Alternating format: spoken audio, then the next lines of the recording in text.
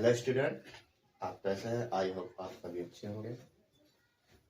आज आपको जो यूपी बोर्ड स्पेशल जो क्वेश्चन है उनको लेकर आया हूँ आपके सामने, और उसमें जो भी होगा आपके लिए यूपी बोर्ड से संबंधित जितने भी क्वेश्चन बनेंगे इम्पोर्टेंट उनको कराने वाला हूँ। सबसे पहले मैं ऑब्जेक्टिव टाइप के क्वेश्चन करवाऊंगा, क्योंकि इस साल जो है आपके 20 क्वेश्चन हैं और उनको ज़्यादा वरीयता देना चाहता हूँ, क्योंकि 20 क्वेश्चन बहुत ज़्यादा होते हैं 70 नंबर के पेपर में। तो पहले ऑब्जेक्टिव टाइप के करवाऊंगा, फिर लॉन्ग वीडियो बनाऊंगा लास्ट में, और पहले ऑब्जेक्टिव क्वेश्चन कराते हैं। तो देखते हैं, शुरू करते हैं। आज का पहला क्वेश्चन ए, यानी पहला क्वेश्चन है, इसमें 4 विकल्प दिए होंगे आपको पेपर में, और कहा जाएगा इसमें कौन सा युग्म सहवाज युग्म है, सहवाज पूर्णांकों का युग्म है। ठीक है, तो देखते हैं। सहवाज मतलब यहाँ पर होता है, मतलब उनका खुद में मासा 1 होना चाहिए। और यहाँ पे देखते हैं 14, 35 इनका मासा 7 भी है।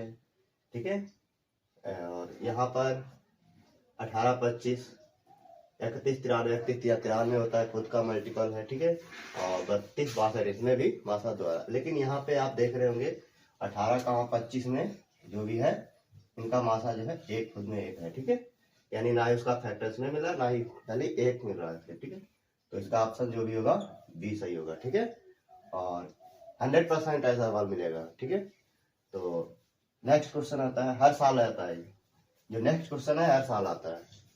तो इसका जो है जब 6 विकल्प आते थे तब भी आता था, तो अब तो ज्यादा क्वेश्चन है तो 100% आएगा।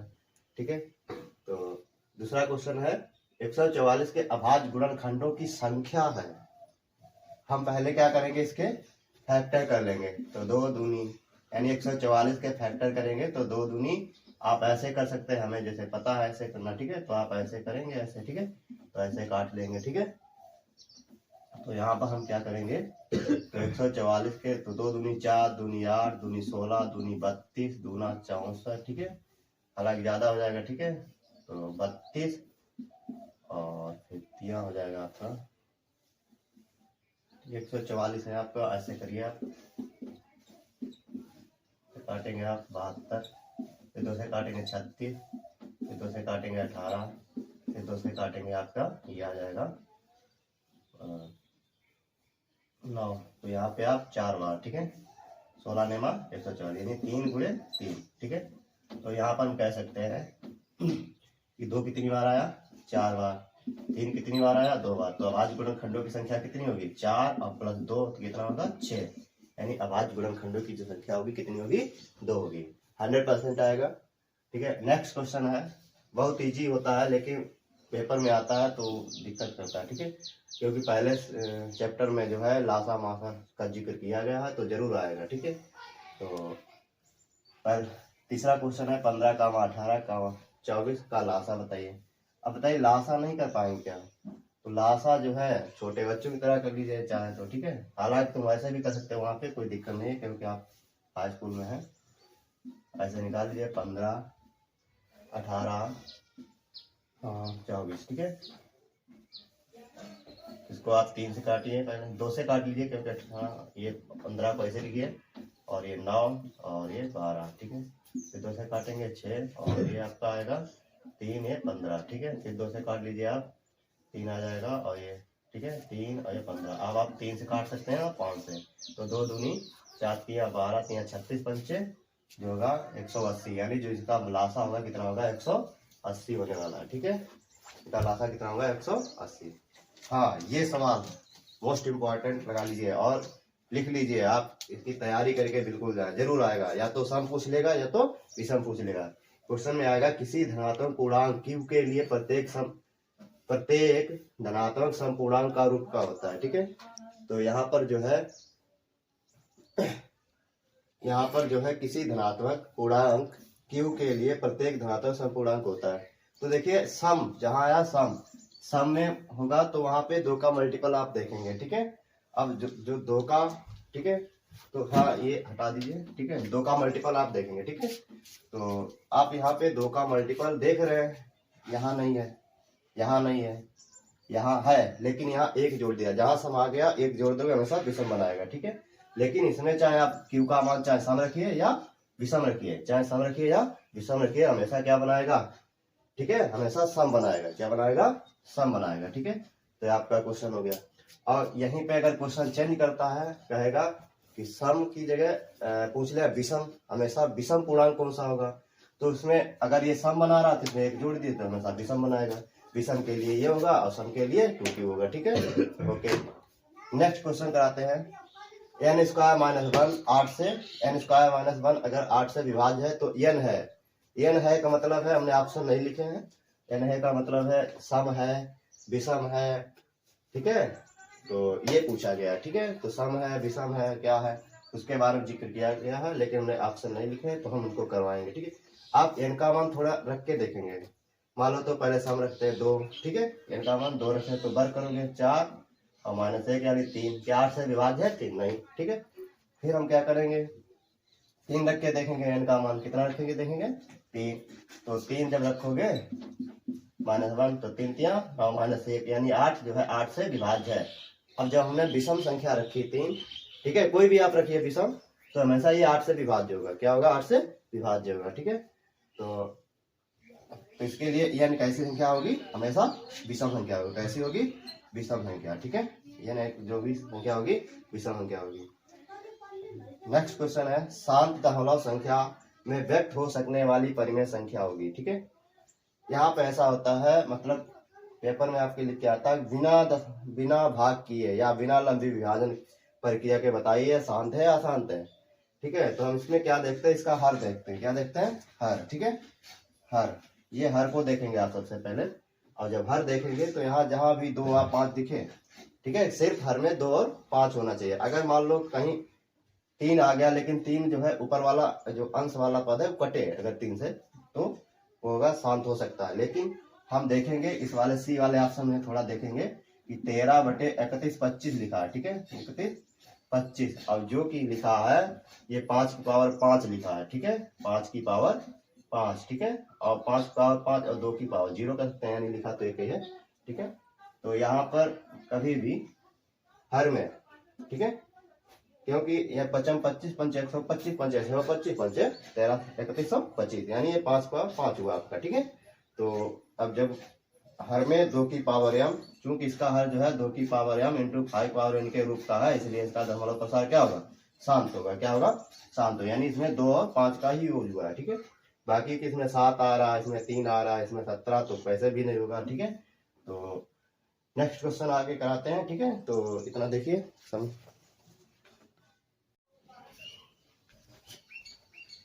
नेक्स्ट क्वेश्चन है आपके सामने, क्वेश्चन नंबर 7। देखिए इसमें पहले एक क्वेश्चन थोड़ा मिस हो चुका है, इसमें थोड़ी गलती हो गई थी। इसमें जो था आपका 180 जिसमें हमने बताया था, उसमें जो था 360 आंसर है, क्योंकि वहाँ पे जो 2 1 बार था हमने काउंट नहीं किया था, ठीक है। तो उसको सही कर लेना, वहाँ पे 360 आंसर कर लेना, ठीक है। तो क्वेश्चन नंबर 7 है, यदि रैखिक समीकरणों का कोई युग्म संगत है, का कोई युग्म क्या है, संगत है, तो इसके आलेख की रेखाएं होंगी, ठीक है, इसके आलेख की रेखाएं होंगी, कैसी होंगी, प्रतिच्छेदी होंगी, संपाती होंगी। तो अगर इनका कोई युग्म जो होता है संगत होता है, तो उसके लिए कंडीशन होती है कि होंगी प्रतिच्छेदी भी होंगी और संपाती भी होंगी, ठीक है। तो ऐसा क्वेश्चन सीधे आपको देखने को मिलेगा, ठीक है, प्रतिच्छेदी भी होंगे और संपाती भी, अगर कोई इनका संगत होगा। इनके लिए कंडीशन जो होती है प्रतिच्छेदी के लिए होती है a1/a2 does not equal to b1/b2, और संपाती के लिए होती है a1/a2 बराबर b1/b2, ठीक है, और c1/c2, ये होती है संपाती के लिए, ठीक है। और नेक्स्ट अगला क्वेश्चन है, इसका पूछा है हल, क्या है, हल बताइए। x minus 2 equal to x minus y बराबर 2 और कामा x प्लस वाई बराबर 2 का हल है, का हल है, ठीक है। हल जो है आप ऐसे निकाल लेंगे, x माइनस वाई और x प्लस वाई बराबर 2 भी, ए भी है, 2 भी जोड़ दीजिए आप, कट जाएगा 2x बराबर 4, तो 2 दूनी 4 हो जाएगा, यानी x बराबर आपका 2 अगर आ गया है तो y बराबर क्या होगा 0, तभी तो बराबर आएगा, यानी x बराबर 2 हो जाएगा और y बराबर 0 हो जाएगा, यही आपका क्या हो जाएगा, हल हो जाएगा, ठीक है। फिर अगला क्वेश्चन है, question number 9, 3x plus 2ky बराबर 2 और 2x प्लस 5y प्लस 1 की रेखाएं हैं, समांतर हैं, तो k का मान बताइए। ठीक है, तो समांतर के लिए कंडीशन होती है a1/a2 बराबर b1/d2। ठीक है, ठीक है, और does not equal to c1/c2, लेकिन हमें काम इसी से निकला क्योंकि यहाँ के आ रहा है। ठीक है, ए बी में सी के आ रहा है, तो इतनी ही कंडीशन लिखेंगे। ठीक है, तो यहाँ से तुलना अगर करेंगे तो a1 का मान 3 है और b1 का मान कितना है और a2 का मान देखते हैं 2। ठीक है, जो पढ़ चुके हैं बच्चे, ठीक है, उनको मैं पढ़ा चुका हूँ, तो आपके समझ में आ रहा होगा आशा करता हूँ। तो डायरेक्टली लगाएंगे। ठीक है, और 3 बटे कितना आएगा 2। ठीक है, 3/2 और b1 का मान है 2 बटे और b2 का मान है, ठीक है, b1 का मान 2 के करिए और b2 का मान है 5। ठीक है, हल कर लीजिए, 5 15 और बराबर 2 दूनी 4 के। हमें k का मान चाहिए, तो ये हो जाएगा आपका 15/4, यही आपका आंसर है। ठीक है, यानी हो जाएगा 15/4। ठीक है, नेक्स्ट क्वेश्चन है, इसका हमें विविधकर बताना है। तो यहाँ a बराबर जो होगा 3 होगा, b बराबर -6 होगा और c बराबर 4 होगा, तो d बराबर होता है b² - 4ac, ये होता है विविधकर। ठीक है, b का मान -6, ठीक है, और ये हो जाएगा -4, a का मान है 3 और c का मान है 4। ठीक है, ये 6 × 36 हो जाएगा और ये हो जाएगा 4 × 12 वाचक 48, तो यहाँ आ जाएगा -12। ठीक है, विविधकर कितना हो जाएगा -12।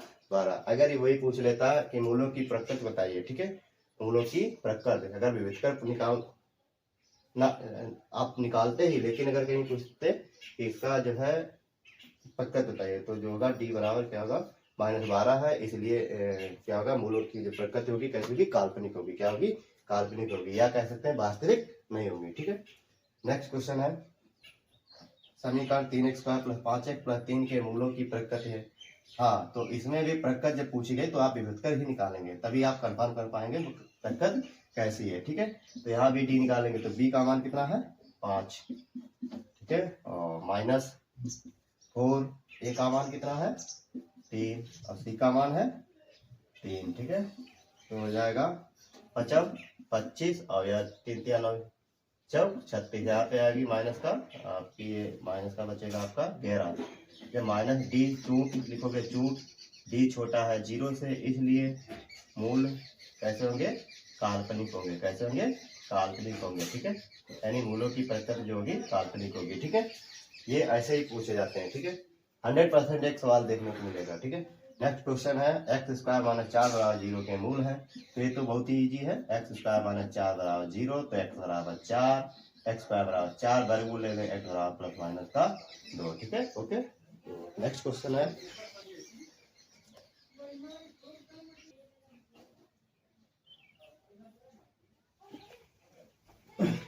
नेक्स्ट क्वेश्चन है आपका क्वेश्चन नंबर 13, एक द्विघात समीकरण के मूलों का योग तथा गुणनफल क्रमशः जो है 7 और 12 है। यानी योगफल जो है आपका 7 और गुणनफल कितना है 12 है। ठीक है, तो समीकरण ज्ञात करो, तो समीकरण ज्ञात करो। तो यहाँ पर हम कह सकते हैं, मान लो मूल अल्फा बीटा रहेंगे, अल्फा और बीटा, तो हम कह सकते हैं अल्फा प्लस बीटा बराबर आपका 7 दिया गया है। ठीक है, और अल्फा इंटू यानी गुणनफल जो है आपका 12 दिया गया। कितना दिया गया है 12। जो भी कभी भी इस तरीके से सवाल आए तो डायरेक्ट, ठीक है, यानी अल्फा प्लस बीटा यानी योगफल जो है 7 कहेंगे। ठीक है, और गुणनफल कितना कहेंगे 12 कहेंगे। ठीक है, तो हमें क्या बनाना है, समीकरण बनाना है। क्या बनाना है, समीकरण बनाना है। ठीक है, जब समीकरण बनाते हैं तो इसके लिए होता है x² - alpha plus beta x plus alpha into beta बराबर 0। तो इसके लिए कंडीशन होती है हमेशा। ठीक है, तो जब ये कंडीशन होती है तो इसमें जहाँ अल्फा प्लस बीटा का मान रख दीजिए, बस मान हमको दिए गए हैं डायरेक्ट, कितना 7, तो 7x हो जाएगा। अल्फा इंटू बीटा मान कितना दिया गया 12 बराबर 0, बस हो गया।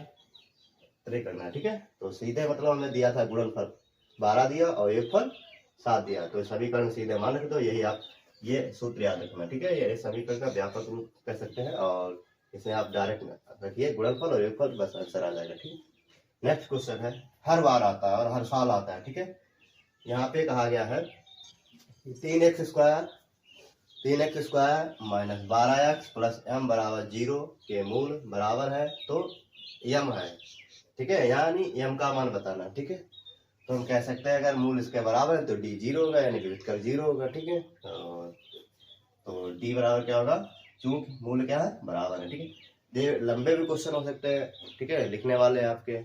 ठीक है, और विस्तृत और ये ऑब्जेक्टिव में भी हो सकते हैं। ठीक है, तो इनको यहाँ से भी कर लीजिए। ठीक है, हालांकि अभी ऑब्जेक्टिव पढ़ा रहे हैं तो ऑब्जेक्टिव वाले में पढ़िए। ठीक है, और लॉन्ग क्वेश्चन में भी आ सकते हैं। ठीक, तो ये जो है आपका, हम कह सकते हैं कि डी यानी ये मूल बराबर है तो डी कितना होगा, 0 होगा, यानी विविध का 0 होगा। ठीक है, तो विविध का जब 0 होता है इसके लिए कंडीशन होती है b² बराबर 4ac। ठीक है, विविध का जब 0 होता है इसके लिए कंडीशन होती है b² बराबर 4ac।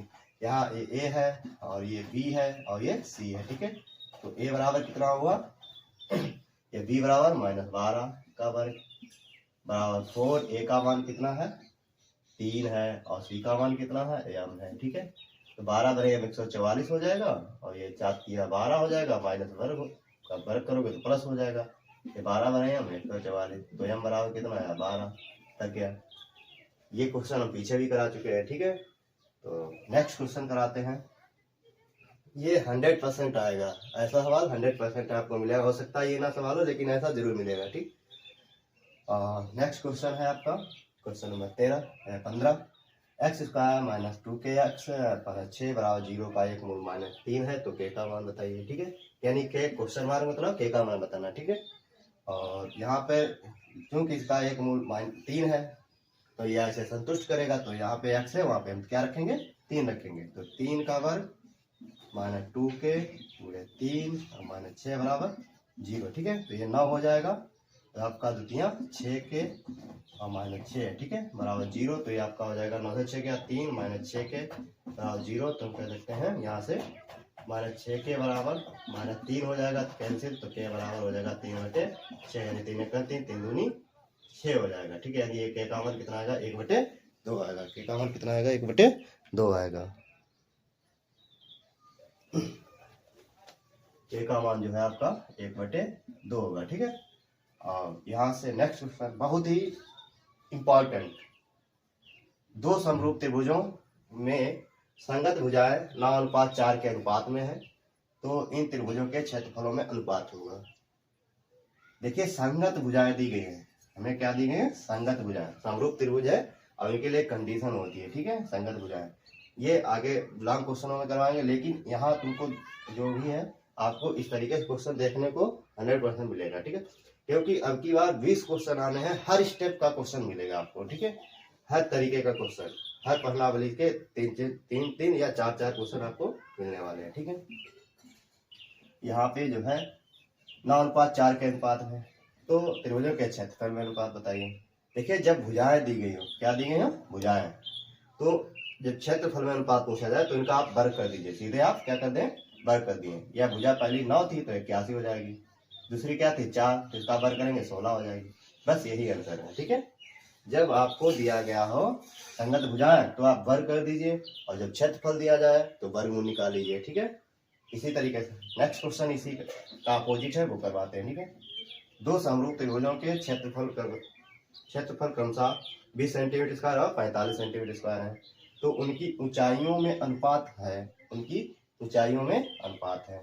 तो जब ऊंचाई, चाहे ऊंचाई पूछे चाहे भुजाएं पूछे, ठीक है, और आधार पूछे, तो उनका सीधे आप वर्गमूल ही निकालिए। ठीक है, तो क्षेत्रफलों में अनुपात ये होगा, मतलब ये सेकंड हो गया, तो ये 20, और उनका वर्गमूल आप नीचे सीधे निकालिए 20/45। ठीक है, तो आपका ये हो जाएगा 4 से 5 से काटे 5 चक्कू 20 और 5 ने 45, यानी रूट के अंदर 4/9 आया। इसका मतलब 2 अनुपात, और इसका 9 का वर्गमूल 3, यानी अनुपात आ जाएगा 2:3 आ जाएगा। ठीक है, जब आपको क्षेत्रफल में अनुपात दिया गया हो, ठीक है, जब क्षेत्रफल दिया गया और भुजाओं में अनुपात या ऊंचाई में अनुपात पूछा जाए तो सीधे वर्गमूल निकाल दीजिए, और जब आपको भुजाएं दी गई है, क्षेत्रफल में अनुपात पूछा गया हो, तो आप सीधे वर्ग कर दीजिए। ठीक है, ओके, नेक्स्ट क्वेश्चन कराएंगे।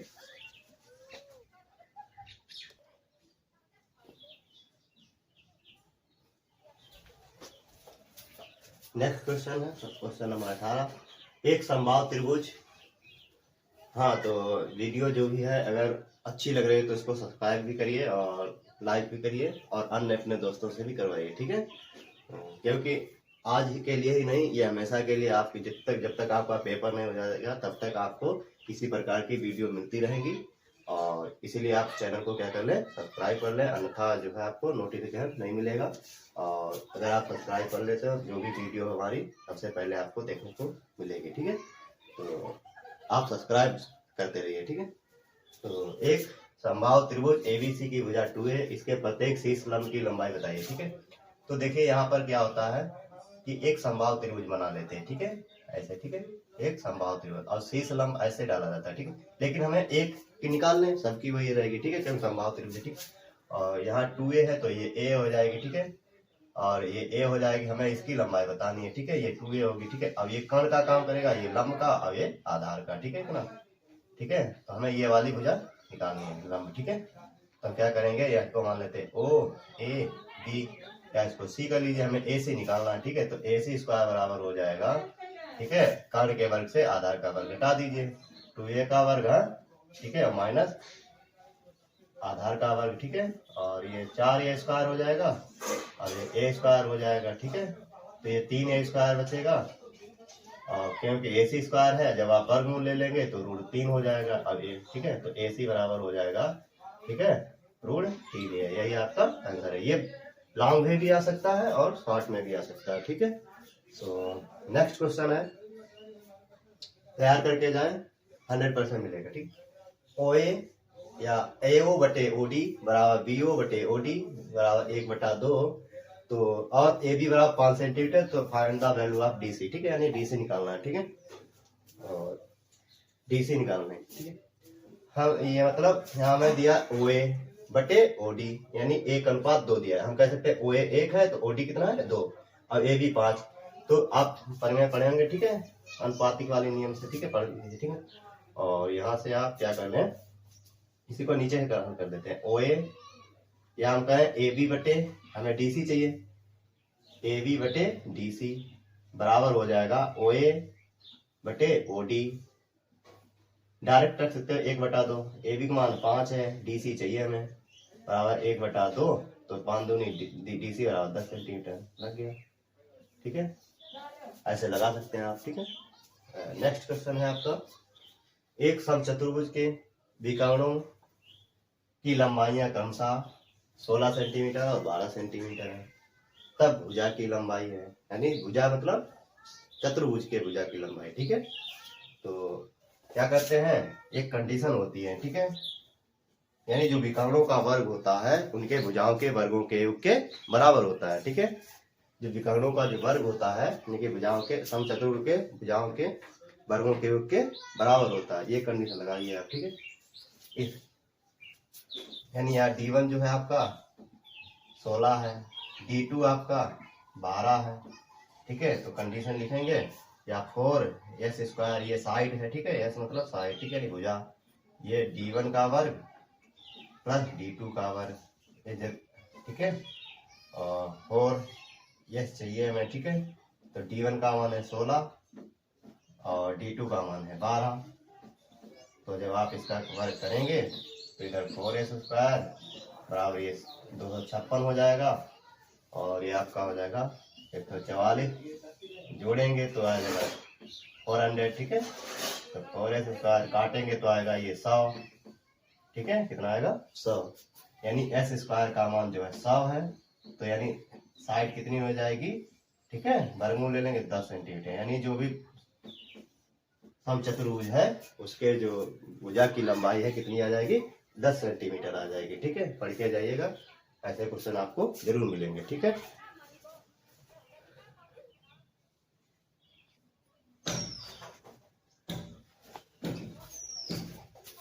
नेक्स्ट क्वेश्चन है आपके सामने, क्वेश्चन नंबर 21, -6, 8 की मूल बिंदु से दूरी। ठीक है, जब मूल बिंदु से दूरी जो होती है उसके लिए डायरेक्ट सूत्र होता है √x² + y², यानी x क्या है आपका -6 और y कितना है -8, y कितना है 8, तो x का मान आप क्या रखेंगे -6, y का मान 8।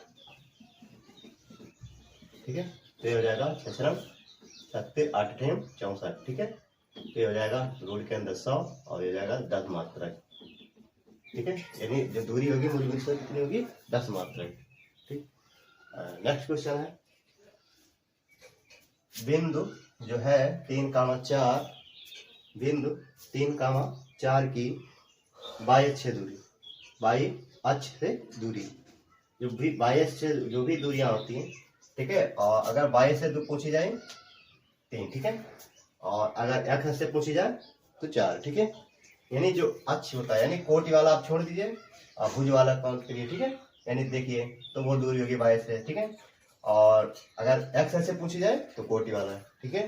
तो जो भी यहाँ पे दूरी आ जाएगी यही आ जाएगी डायरेक्ट, ठीक है। बाह्य से पूछी जाए तो ये, अगर एक्स से पूछी जाए तो ये, ठीक है, यानी 4 हो जाएगी, ठीक है। तो यहाँ पे आंसर आपका 3 सही होगा, ठीक है, यानी आंसर इसका होगा 3, डायरेक्ट आप बता सकते हैं, ठीक, 3 मात्रा।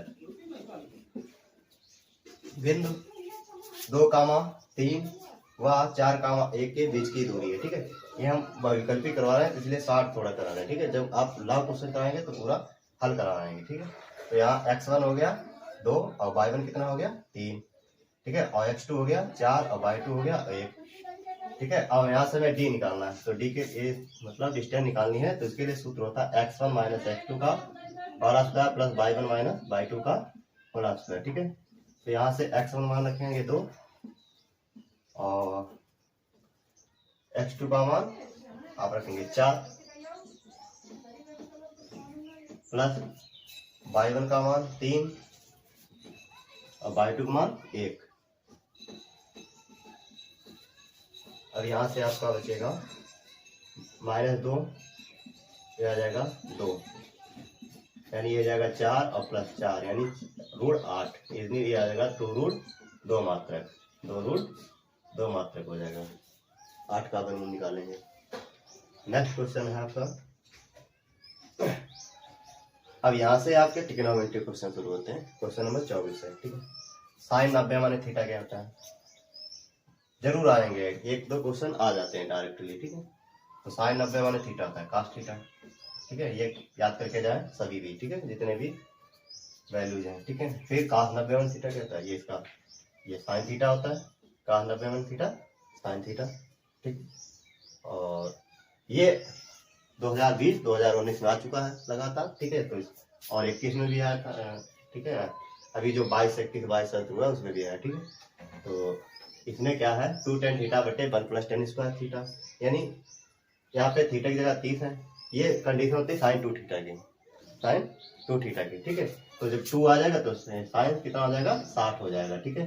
यानी 2 थीटा लिखेंगे तो थीटा की जगह कितना है 30, तो हो जाएगा साइन 60, साइन 60 मतलब होता है √3/2। ये भी हो सकता है ऑप्शन में, ये भी हो सकता है, ठीक है। अगर वैल्यू पूछी गई तो वैल्यू लिखिए, ठीक है।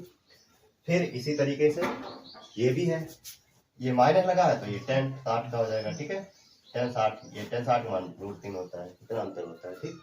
और नेक्स्ट क्वेश्चन है question number 28, x tan 45 cos 60 sin 60 cot 60, ठीक है। इसका हमें x का मान बताना है, इसका मान बताना है x का। तो हल करते हैं, ठीक है। तो x ऐसे लिखते हैं, tan 45 मान कितना होता है 1, tan 45 मान 1 और cos 60 का मान होता है 1/2 बराबर sin 60 का मान √3/2, cot 60 का मान 1/√3। तो आपका इधर से लिखना, ठीक है। इधर 1/2 x बना, उधर कितना बचा 1/2, फिर 2 से 2 भी कैंसिल, यानी x बराबर कितना आएगा 1, x बराबर आंसर में कितना आया 1, ठीक है। नेक्स्ट क्वेश्चन है आपका sine square 60 minus sine square 30 पूछ लिए जाते हैं, ठीक है। तो फिर देखिए साइन स्क्वायर 60 का मान, तो साइन 60 मान √3/2 होता है, इसका वर्ग कर दीजिएगा, और साइन 30 का मान कितना होता है 1/2, तो साइन 60 का मान यहाँ से हो जाएगा, इसका वर्ग करोगे 3 और इसका वर्ग करोगे 4, यानी √3 का 3 और 2 का 4 और माइनस 1/4, ठीक है, 2 का 4 तो आ जाएगा 2/4, काट देंगे 2 1 2, 2 दूनी 4, यानी आंसर आ जाएगा 1/2, ठीक है। कितना आ जाएगा 1/2 हो जाएगा, ठीक है। नेक्स्ट क्वेश्चन है मोस्ट इंपॉर्टेंट, ऐसा जरूर आएंगे, ठीक है। डायरेक्ट आप देखेंगे साइन 18/cos 72, यानी एक दूसरे कोट पूरक है, क्या है कोट पूरक, तो इनका सीधे आंसर आता है 1, क्या आता है 1, ठीक है। जब आप लॉन्ग क्वेश्चन करवाएंगे तब लिखवाएंगे। हालांकि ऐसे याद कर लो कि जब साइन बटे कॉस या कॉट बटे टेन कोसेक बटे सेक होता है और कोटि पूरक कोण हो तो उनका जो भी आंसर आएगा कितना आएगा 1, काटने पे कितना आता है 1 आता है, ठीक है। तो नेक्स्ट क्वेश्चन भी करवाते हैं।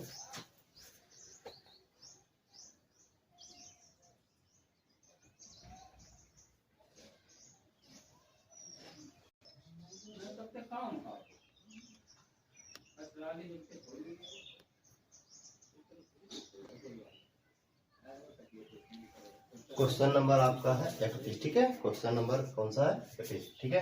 जरूर ऐसे क्वेश्चन आपको देखने को मिलते हैं परीक्षा के टाइम में और फिर आपको दिक्कत होती है। और देख लीजिए, साइन अल्फा बराबर 1/2 और कॉस अल्फा बराबर, ठीक है, 1/2। तो वैल्यू बतानी है अल्फा प्लस बीटा, ठीक है, अल्फा प्लस बीटा का मान बताना, ठीक है। अब देखिए हमें यहाँ से पता है साइन अल्फा जो 1/2 होता है किसका मान होता है, साइन 30 का मान होता है। किसका होता है, साइन 30, यानी अल्फा बराबर यहाँ से आ जाएगा 30, कितना आ जाएगा 30 आ जाएगा, ठीक है। ऐसे कास अल्फा बराबर कितना होता है, ये अल्फा में कास में जो होगी कास 60 का मान होगा, ठीक है, कास 60, ठीक है, कितना कास 60 का। तो ये हो जाएगा कास का हट जाएगा यहाँ से, ठीक है। तो अल्फा बराबर कितना हो जाएगा 60, अल्फा बराबर कितना हो जाएगा 60। हमें इसका मान बताना तो 30 और प्लस 60, 30 प्लस 60, ठीक है, 30 और प्लस 60 बराबर कितना हो जाएगा 90, ठीक है। यही आपका आंसर है, ठीक है। यानी अल्फा प्लस बीटा का मान पूछा क्या, ठीक। इसी तरीके से ये है आपका, ठीक है। 10 ए बराबर √3, 10 भी 1/√3, तो 10 ए प्लस बी का मान बताना है। तो ये 10 में देखते हैं किसका मान होता है, ये 10 60 का मान होता है, ठीक है। ये ऑब्जेक्टिव है इसलिए ऑब्जेक्टिव तैयार करा रहे हैं, ठीक है। तो ये बराबर यहाँ से आ जाएगा 60, ये बराबर कितना आ जाएगा 60, ठीक है। अब ये 10 बी जो है, ये 10 में 1/√3 किसका मान होता है, 10 30 का होता है। तो यहाँ से ये 10 हो जाएगा, ठीक है, और ये 10 हो जाएगा, यानी ए बी बराबर हो जाएगा 30, ठीक है। तो यहाँ से ए और बी का हमने मान निकाल लिया, ठीक है।